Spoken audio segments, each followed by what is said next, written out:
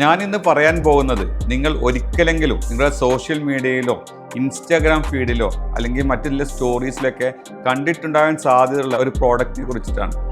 Beard oil എന്ന് പറയും.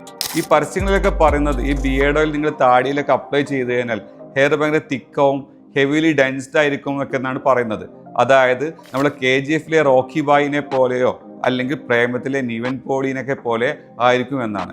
എന്നാൽ ഇത് വസ്തുതയാണോ? നമുക്കത് പരിശോധിക്കാം. ഒരാളുടെ ഹെയർ, അതിൻ്റെ പാറ്റേൺ, അതിൻ്റെ ഡെൻസിറ്റി, ഈവൻ അതിൻ്റെ ഹെയറിൻ്റെ ഡയറക്ഷൻ പോലും ജനറ്റിക്കലി ഡിറ്റർമൈൻഡ് ആണ്. അതായത് ഈ ബിയേർഡിൽ പുരട്ടിക്കഴിഞ്ഞാൽ ഒരു 12 രോമമുള്ള ആൾക്കാർക്ക് അതൊരു 12,000 ആവുകയില്ല. ആട്ടെ, അതൊരു 1200 പോലും ആവുന്നതല്ല.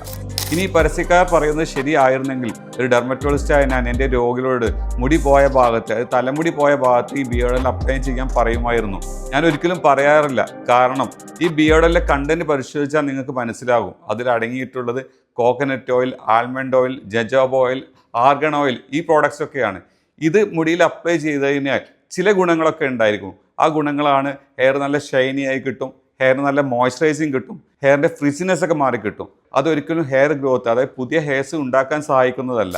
ഇതിന് നമ്മൾ ഹെയർ ഗ്രൂമിങ് എന്നാണ് പറയുന്നത്. ഹെയർ ഗ്രോത്ത് സ്റ്റിമുലേഷനോ അല്ലെങ്കിൽ ഹെയർ ഗ്രോത്ത് മെഡിസിനോ ആയിട്ട് നമുക്ക് പരിഗണിക്കാൻ കഴിയുന്നതല്ല.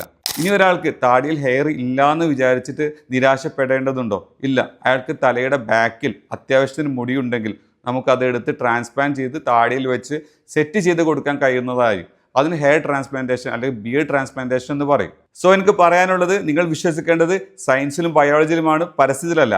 I am Dr. Irshad Ali, consultant dermatologist, A-Star Skin, Peruntalmanna. Take care and bye.